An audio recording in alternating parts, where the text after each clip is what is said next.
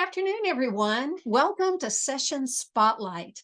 We have a full group tonight. This afternoon, we have 8 people who are going to talk today about their classes and just a variety of classes. We're so excited to have them all here today.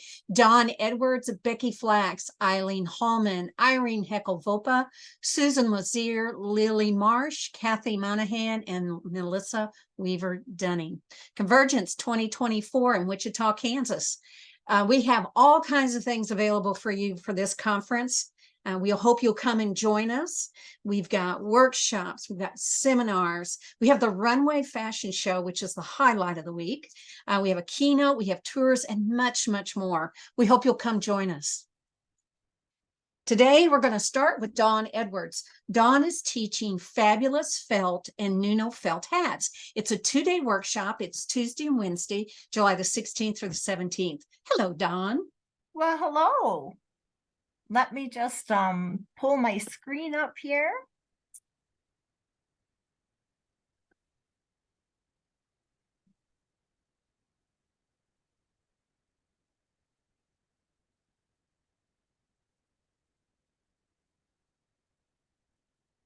Is it coming up? There we go. There we go. I'm just a little slow here. I haven't had enough coffee yet. Okay. Well, first of all, thank you so much for having me coming to Convergence. I'm so excited. I'm already saving up all of my pennies so that I can spend all of my riches at the vendors. So the workshop I'm talking about today is Fabulous Felt and Nuno-Felt hats, which I love teaching. And so let's see, let me go to this first. Do not worry if you have not felted before, because in most every workshop that I have beginners to advanced. And I think we all learn from each other as we do in most anything in life. And so I would just love to have you join me for our felt making. This is just a little bit of the process of making a felt hat. In the upper left-hand corner, you can see I've got a template or a pattern and a hat block, which I'll have a couple of those with me. So if you don't have one, no worries. A little bit of merino wool, some soap and a towel, and some embellishing items here that are doilies that I picked up at a vintage shop. And then the center photo is just a wool, merino wool layout. And then below is after it's all laid out and I'm wetting it out. And then I just wanted to show you this fun little felting video here that I did when I was in Chattahoochee. Okay.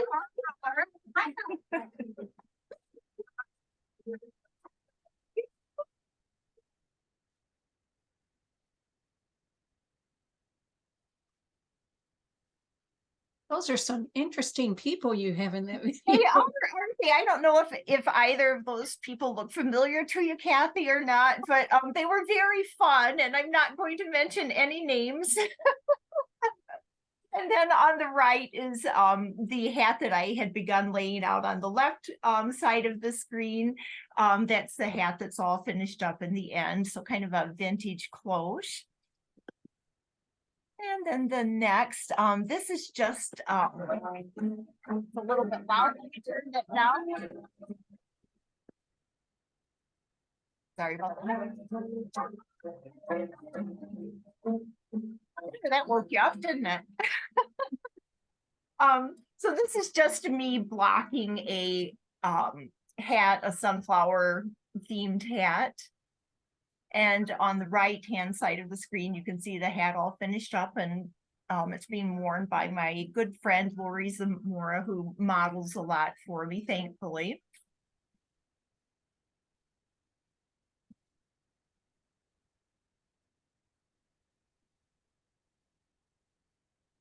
And if there are any questions while I've got a couple of little videos in here, feel free to ask, and I'll just shut the sound down.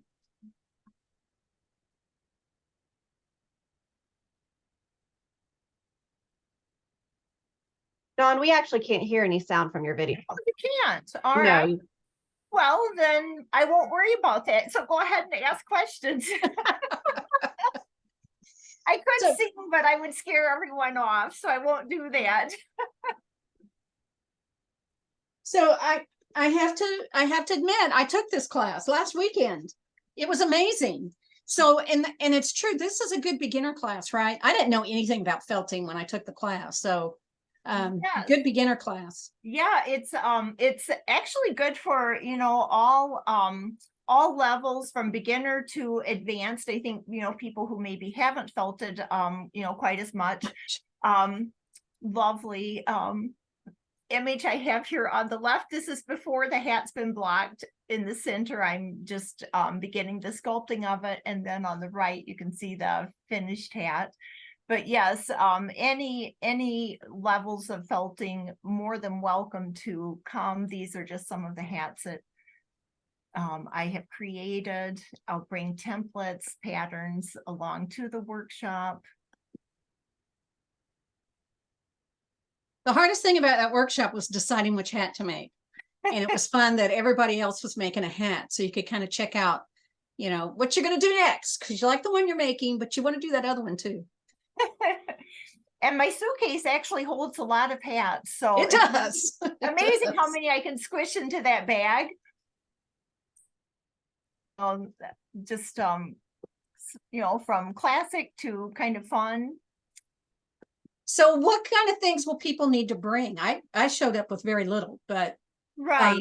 So kind of the same things. I will have the material for the patterns, enough for 2 hats, and then they'll bring of course their towels. And just like I did with the workshop that you attended, I'll provide a link where people can get their supplies. So, you know, if you don't know where to get wool and that type of thing, if you've not felted before, I'll have a link for you that will have all of that information.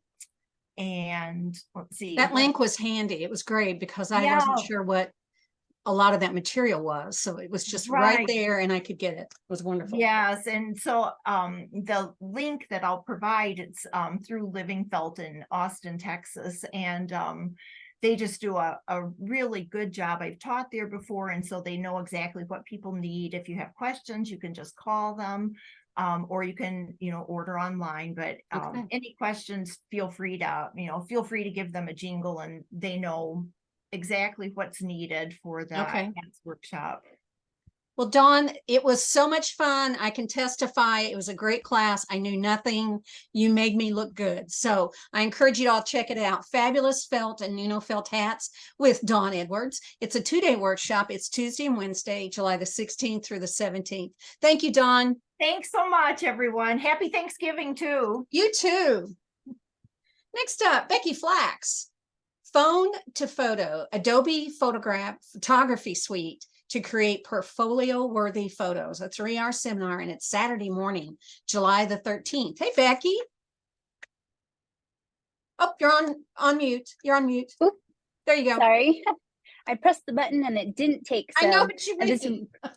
It's really looking good for this technology class that I'm teaching, but I promise that I am a proficient in technology. So I'm a professor at Thomas Jefferson University in Philadelphia, PA. So I work with students day in and day out on making sure that they have beautiful portfolio ready photography of not only process but finished product. And so what we're going to do in this 3-hour seminar, we'll spend a little bit of time looking over the different tools, and then we're going to dive into it. So I hope that you'll feel encouraged to bring things that you're hoping to capture with you.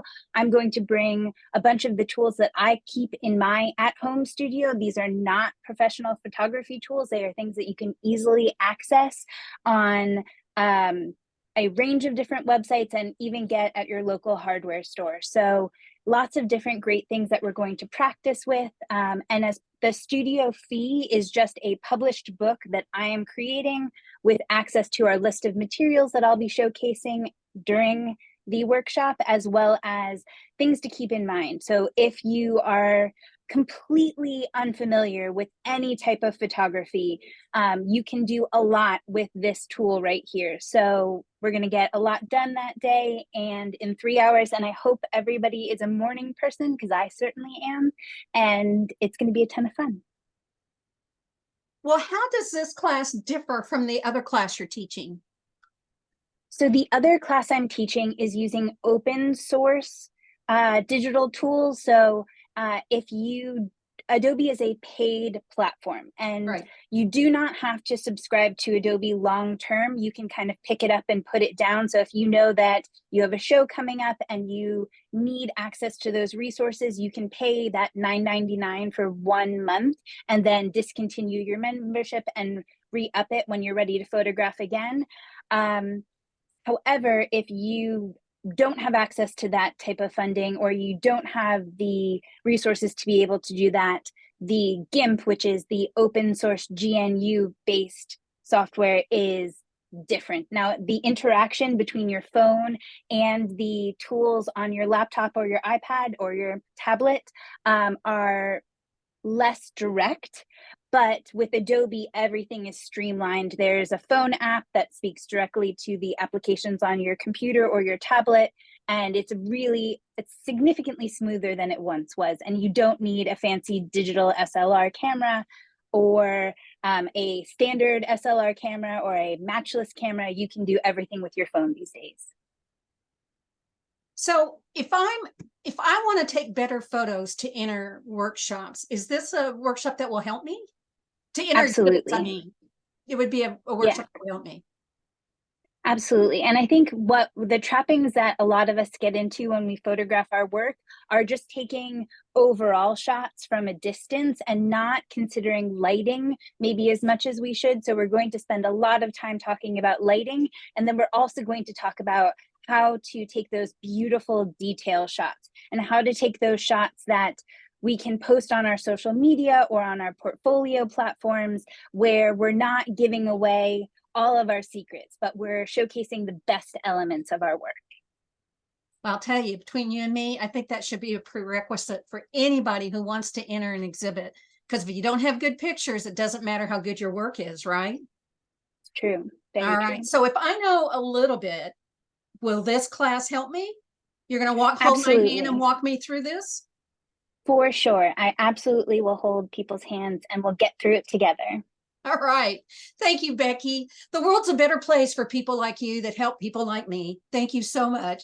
Becky's class is Phone to Photo, Adobe Photography Suite to create portfolio-worthy photos. It's a 3-hour seminar and it's Saturday morning, July the 13th.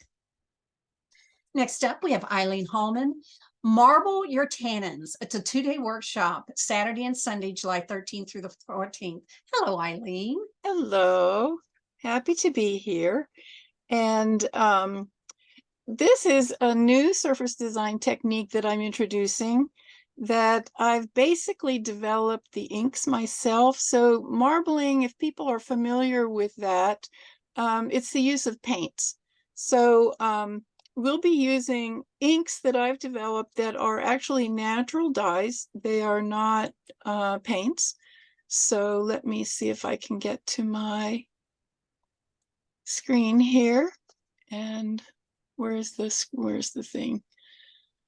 Slideshow. There you go. Okay, so I think I have the right date here, right? Saturday the 13th. That's my birthday. So oh, happy birthday. Come wish me a happy birthday on that. So many tannins, well, actually, this is a workshop that a beginner can take. And you don't have to know anything about marbling beforehand. If you're interested in surface design at all, this is a good one. And while it is, it might be, I would say, might be especially interesting to natural dyers, especially of cotton. You don't have to be a natural dyer to take this. It's not for natural dyers only. And the thing about marbling is that it requires the fabric to be treated with alum beforehand. Well, dyers do that, natural dyers do that. So the alum is used for both cotton and silk mordanting. And so I use both cotton and silk in my work. So cotton takes dye best with a combination of alum and tannin.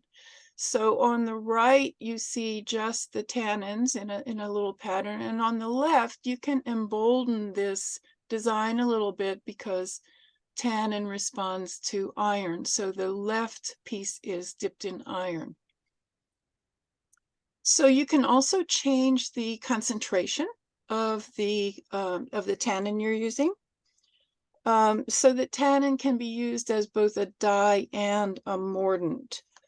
Let's see, let's go here. So order doesn't necessarily matter unless, well, the only time order really matters is that you need to alum your cloth before you marble it.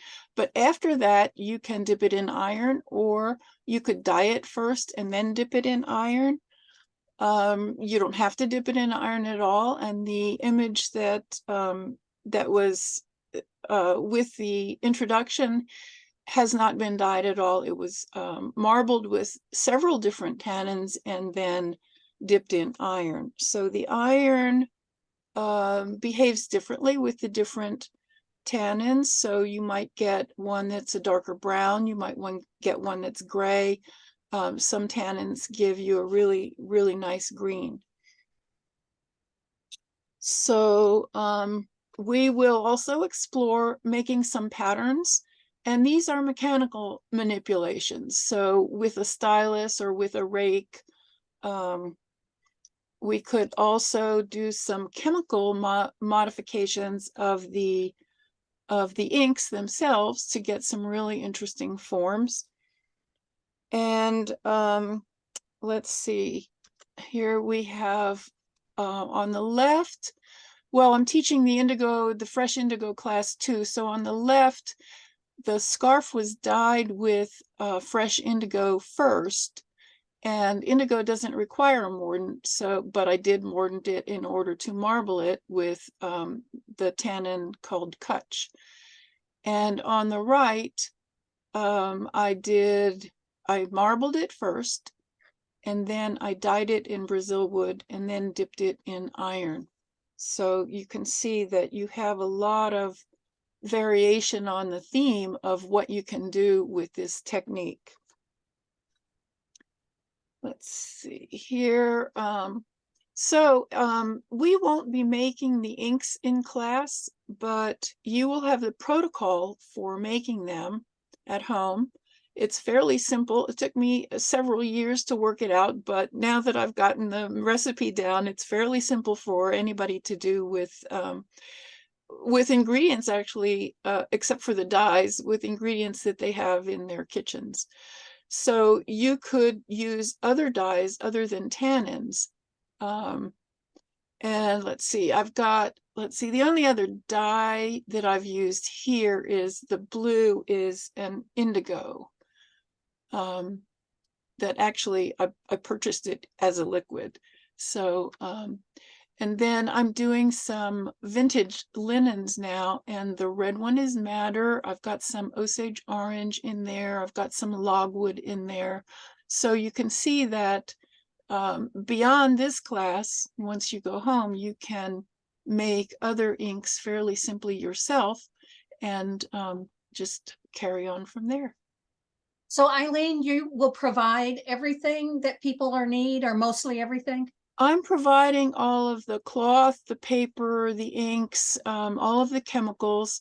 I will have people bring a cookie sheet that will hold the size. So the cookie sheet needs not to be one of those flat ones.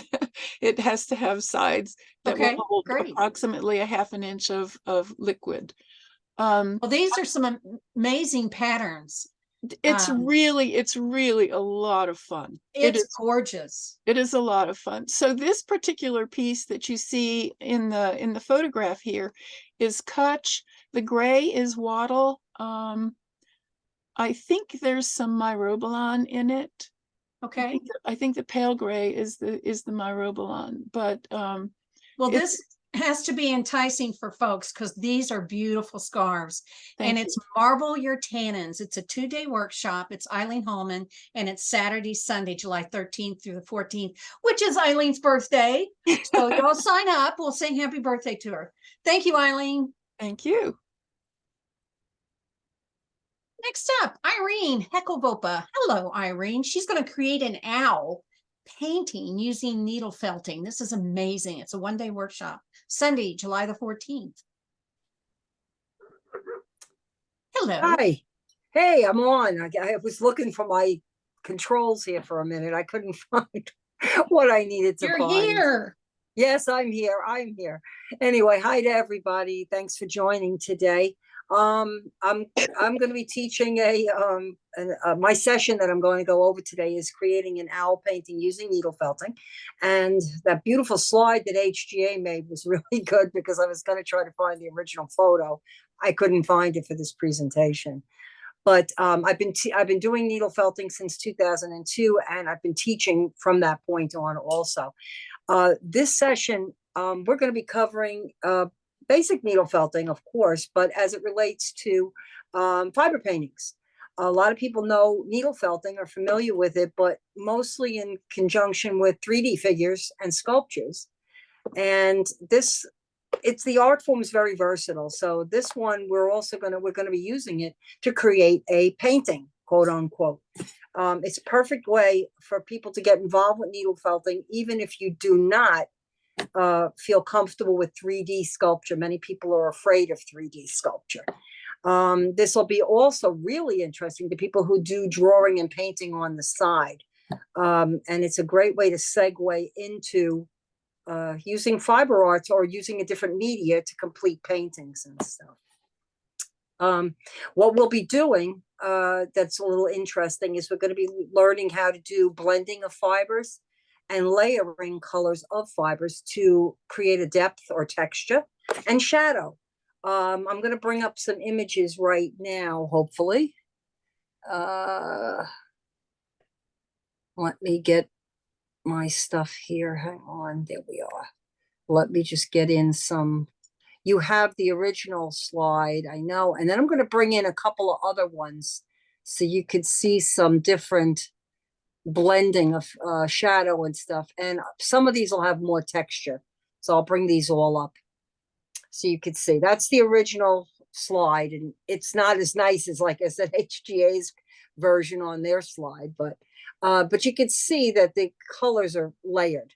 You can't mix fiber like you would mix paint. If I want gray, I can't take black fiber and mix it with white fiber and get the exact color gray. So I have to learn how to create a gray or gray tone if I don't have those exact colors. You could see in this photo, there's 3 little owls, different types, obviously, but you could see there's shadowing in the background with the greens and stuff like that. You could see it in this one also. Little gray owls and so on. And in the cat, you could see it with the striping in this tabby cat, and you could see it in the eyes where we were layering color or doing color to create the image. Same here. This was a calico cat that was almost impossible, but got it done, and it was a portrait for someone. And here's a fox. But just so the folks get the idea, once you learn some of these techniques, even on something as simple as that owl, you can create. You can go to your pre-felt or your background and start painting using your fibers as your colors. The key is just to learn how to use them and how little you can get away with on these guys. These are more textured. I'm sorry, the squirrel's a little more textured, but same basic idea. And this owl also. Okay, I will stop that for a moment. And just so you're hopefully getting an idea or getting a feeling for what's going to go on, we need to be able to create without liquids per se, as far as liquid, like I said, blending. And the good thing about this one, each will be different. I can tell you every owl in the class will look different. The kits are all going to be complete. You'll be able to start from start to finish the pre-felts, the needles, and all the colors. And I'll probably have some extra colors in case people want to maybe change the eye color on their owl or do something different. What's great about these also is, unlike painting, you can tweak the item after the fact. If you go home or you're in your room later and you want to fool around with your painting and add a little or change a little something, this is where needle felted or fiber painting works so well. You can, I would say, fix your mistakes, but there are no mistakes. We know that. But you could fix them or tweak them better as you get more perspective on your painting or your item.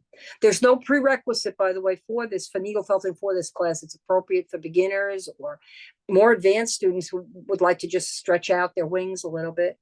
And I think I'm pretty much covering everything I need to cover in this. If there's any questions, I'll field them. And other than that, I just thank everybody for their time.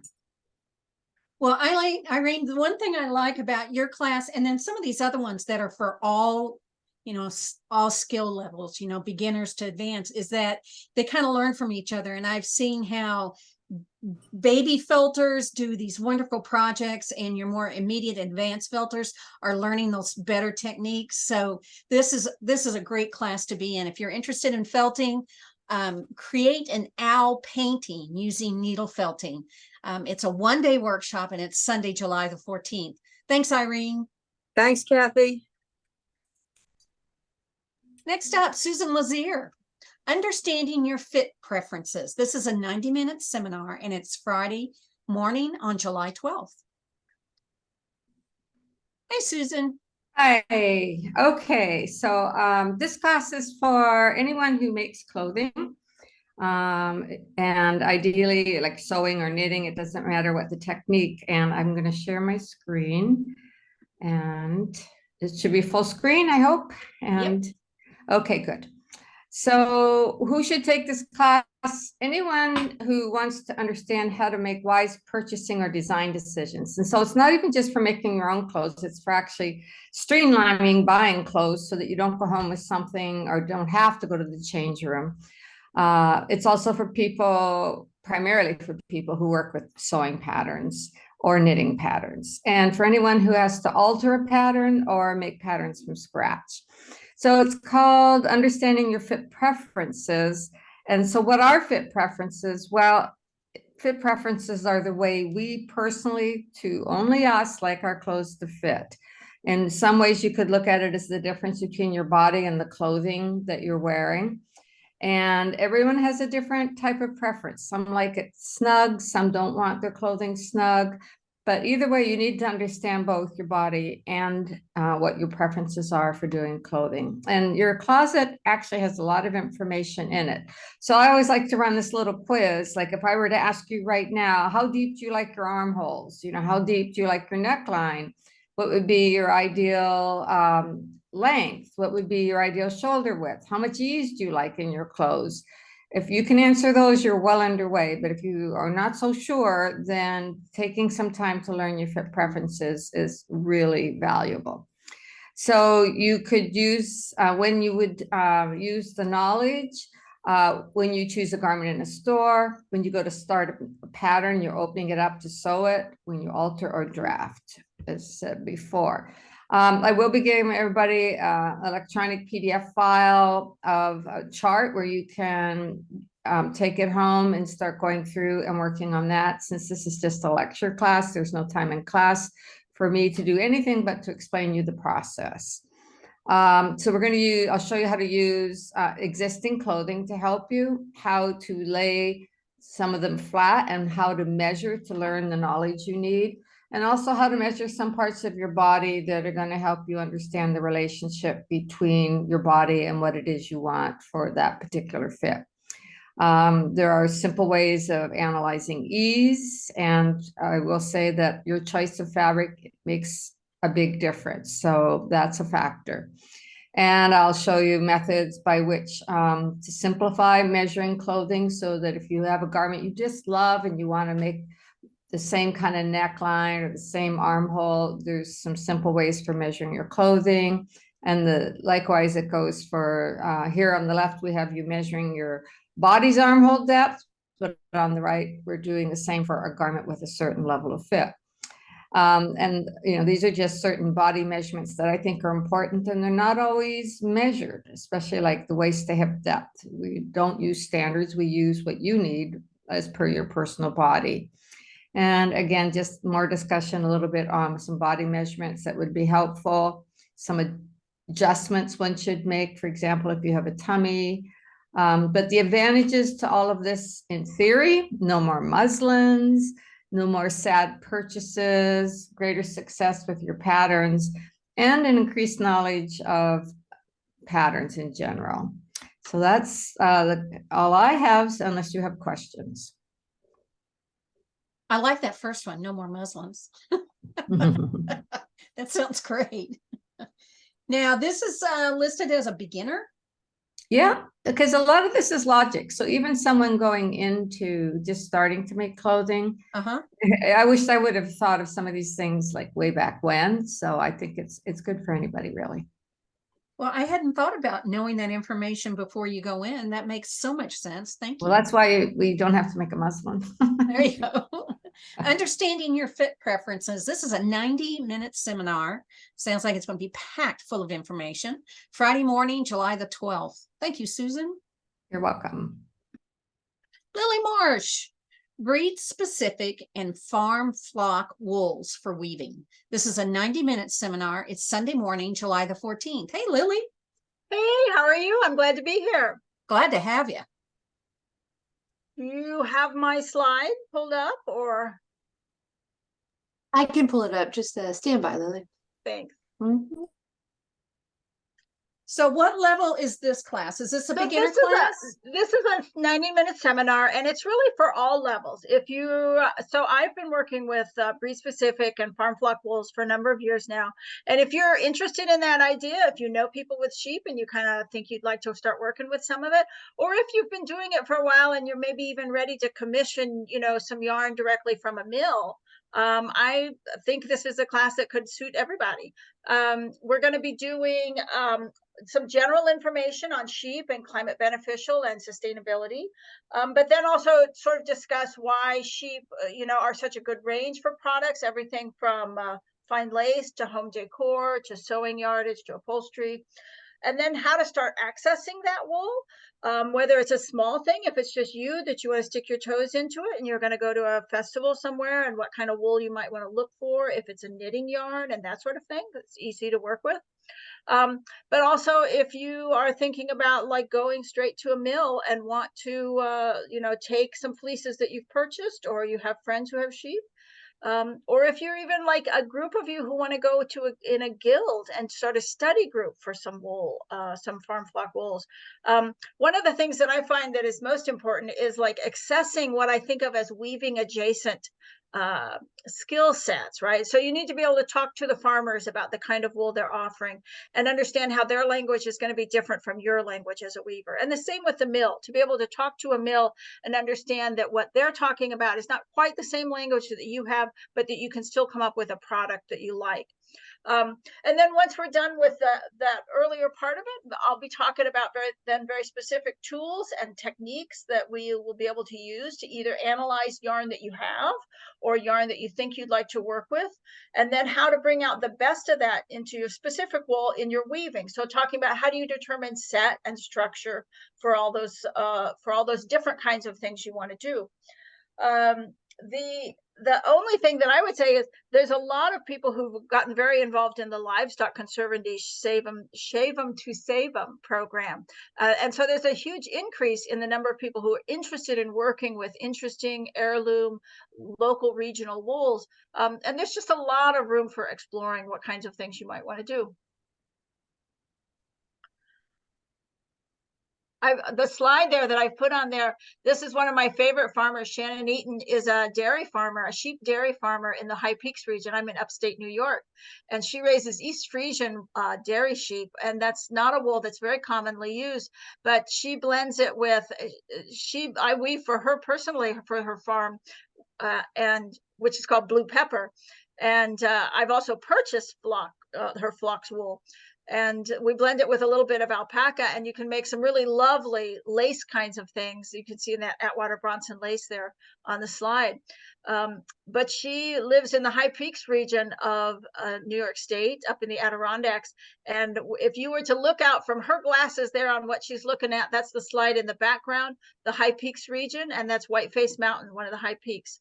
And so this is all an area in which you know, she's producing a number of high quality products from her sheep, and making a lot of people happy with what she can make. Well, I think you hit it on the head when you said that makers now are more interested in where things came from. They're looking past just buying it off the shelf and making sure they're getting the product they want for their project. So this is a great place to start. Yeah, I think it's really fascinating because once you learn to look past what a manufacturer's label says on something, and you really start to analyze the thing in your hand, the wool in your hand, and you give yourself tools with which to know what you can do with that, it's really, because it opens up a whole exciting new way of thinking about weaving as a materials-based sort of practice. And it gives you just a whole new way to look at the things you're doing. Well, thank you so much for presenting this. This is a great class. Lilly Marsh, she's doing a class on breed-specific and farm flock wools for weaving. It's a 90-minute seminar, and it is Sunday morning, July the 14th. Next up, Kathy Monaghan, Loomed Beadwork Basics and Beyond. This is a 3-hour seminar. It's Saturday morning, July the 13th. Hello, Kathy. Hi there. It's nice to be with you. I'm super excited to be sharing with you what we're going to be doing in this workshop. As we said, it's Loomed Beadwork Basics and Beyond. Really straightforward. Basically, we're going to be starting the very, very beginning and then exploring a little bit of options in terms of making something a little less grid-based. So my background, I actually learned beadwork in high school in the 70s from an Athabascan bead worker. I was fortunate to go to a school in Anchorage, Alaska, and we had a program in the humanities that brought in native craft workers. So I learned 2-needle work on a smoked moose hide, where you did couched beadwork, which I didn't continue that extensively. However, I still do that sometimes, but it got me completely addicted to beads, and the beads themselves are just so beautiful. They're quite entrancing. So later on, I eventually taught myself how to work on a bead loom. I had people in my network who did some loomed work, and they always said, "Oh, it's so easy, I'll teach it to you." And then they never did. So I went to like Michael's or some craft store, bought one of those very inexpensive bead looms, and it is very accessible, super easy. Once I learned that, then it was just I was smitten. I eventually wound up teaching this in my as an art specialist. I taught this to my elementary school students, so 6th graders would do beadwork. It's very accessible, and I continue to explore loomed beadwork and other kinds of beadworks all the time. There's nothing that you can't add beads to, honestly. It's in my weaving class, there's always somebody who winds up with beads in their weaving as well. So I'm very excited to be able to share this with people. I've taught many people to loomed beadwork, probably a couple hundred, especially children, and it's very accessible, really exciting to work with. So who's it for? Anybody interested in beadwork pattern or color? No experience is needed at all, except that you need to be able to thread a small needle and handle small beads. But it's very simple tools, beautiful materials, and it makes it enticing and accessible for all kinds of ages and all kinds of interests and skills. What we're going to cover, you're going to learn about beads, you'll learn about threads and other tools that you need. We'll talk about how to design an original pattern. Finishing techniques will be discussed. We won't have time to do much of that. And you'll make 2 samples. One, like on the left, it's very simple, all the same beads, all the same size, and then more exploration on mixing bead types and bead sizes to make something a little different. What you'll need to bring is you'll need to bring some note paper, your favorite writing tool. If you feel like you might have trouble seeing the small beads, please bring some sort of a battery powered task light. Sometimes people have ones that are freestanding, or they might bring something that goes around their neck. But if there's lots and lots on Amazon that you can find, and that if you feel like you might have trouble seeing, that would be good. There's a material fees of $25 that covers everything else. So be happy to answer questions, but otherwise I think that wraps it up for me.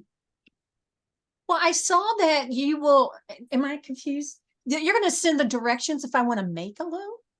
We'll provide that actually. I'll provide looms for you that day, and then during class I we'll cover how to make a bead loom. Oh, that's great. You're right. Then you don't have to go buy that expensive one. You can make one of your own. And actually that came from working with students and having to have a lot of bead looms and not being able to have a lot of money. So I had 90 bead looms in my class that I made. And so you can make them pretty inexpensively, and they're very durable, and they will last you forever. So yeah. Well, again, this is another class that it's from, if somebody has never done it, they can jump in there. Absolutely. If you've done bead and work and you want to learn more, here you go. And it's another class that you don't have to haul a loom there. If you're flying in, here's a class for you. Thank you, Kathy. Loomed, Beadwork, Basic and Beyond. It's a 3-hour seminar. It's Saturday morning, July the 13th. Melissa Weaver-Dunning, tartan weaving. This is a 3-day workshop, Monday through Wednesday, July the 15th through the 17th. This is the hot ticket these days. I see stuff all the time now about tartan weaving. Well, I'm pretty excited about tartan. This has been one of my favorite things to weave for quite a while, and I really enjoy teaching it. And partially it's because it is not that hard to weave, but it looks very complicated. And okay. I'm trying to share my screen, but I don't know if I can. Sorry, I'm being dumped into security stuff. Oh dear. So Melissa, it sounds like you're on a Mac, and Macs, anytime you do an update, it'll reset your security settings for Zoom. So you have to go and actually allow it to share your screen. So you have to update your security settings.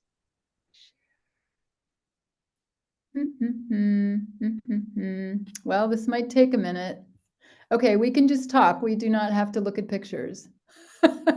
Let's just leave it at that. So actually, I have quite a lot of tartan in front of me because I brought my box. So let me just tell you about the class. In this class, students are going to bring pre-warped looms. You may, as a student, choose your own tartan. If you have a family tartan you have always wanted to weave, that's an option. And if you know nothing about tartan but just want to come and experience the class, then I can also choose one for you. And I'm also going to provide yarn for students as an option. So we will have a different, there's my camera. We will have a different tartan on every loom, and we'll do a round robin. And so you'll go home with a box full of samples, and that's where I got my box full of samples. So lots of tartan, lots of color. And this class is really for anyone who can bring a warped loom to class. If you have a friend who can help you warp your loom, then bring it on, because I always start out with some fundamentals, because my training is a little different from most people. I began my life as a weaver studying with Norman Kennedy, who is originally from Aberdeen in Scotland. And he's got some very old school kind of ways of doing things. But I also think of that as part of an unbroken tradition, which is kind of exciting. So, and if you are concerned about a round robin, if you've never done one before, or if you've done a round robin and not been completely satisfied, I just want to point out that I run a very good round robin. I have a set of rules, and the first rule is be nice. And I find just asking people to be nice really goes a long way. We also try to leave the looms ready for the next person. You know, fill up a bobbin, mend a broken thread if that's an issue. We're very careful about where we put labels, so everybody's going to go home with their own work. And all of these things. Oh, and the other rule is no hovering. Which again, just having something pointed out sometimes makes all the difference. Well, I would love to take your class just so you would show me the secrets of Kennedy weaving. So there's a double advantage to this class. Could you explain what a round robin is in case there's a brand new weaver out there who doesn't know what that is? Yeah, so each student is going to bring a loom to class that is warped and ready to weave with a different tartan pattern. And first, everyone will weave a sample on their own loom, but then they will start to move around the room and weave a sample on each of the looms, time allowing. And we should have plenty of time. So, so at the end of class, we cut off each of the warps and cut apart the samples, and you will go home with your own little stack of different samples. Each student will have the pieces that they wove, but each one will be in a different pattern. So it's a great way to start building like a notebook of, you know, things that you wove in class. And you get a lot of experience in this class too with changing color, which with a few simple tips, I think will be less intimidating. Some people are very concerned about working with more than one shuttle, changing colors. And it is something that benefits from a little bit of forethought and a few tips.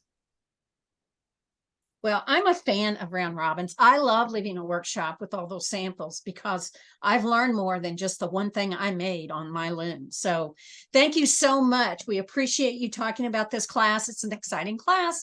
Melissa Weaver Dunning is going to teach tartan weaving. If you've always wanted to try it, here's your chance. 3-day workshop, Monday through Wednesday, July the 15th through the 17th. Thank you all so much for attending today. We saw all kinds of sessions. We have over 150 seminars and workshops. We have 90-minute, 3-hour, 1, 2, and 3-day workshops. Everything you could be looking for is going to be offered. Just a reminder that if you're going to take a workshop, it probably will be to your benefit to get a CVP package, which is the Convergence Value Package. You'll get a 25% discount on your class, as well as the fashion show and the keynote and a lovely bag. Also a reminder that you need to be a member to take a class. So be sure you join and that you do the CVP before you purchase your classes so you make sure you get your discount. Convergence, registration's open.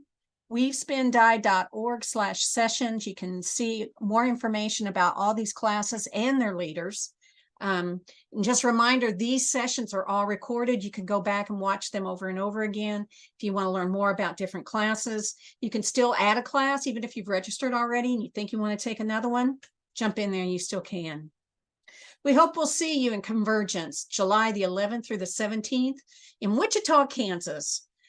Thank you so much, and we will see you Wednesday.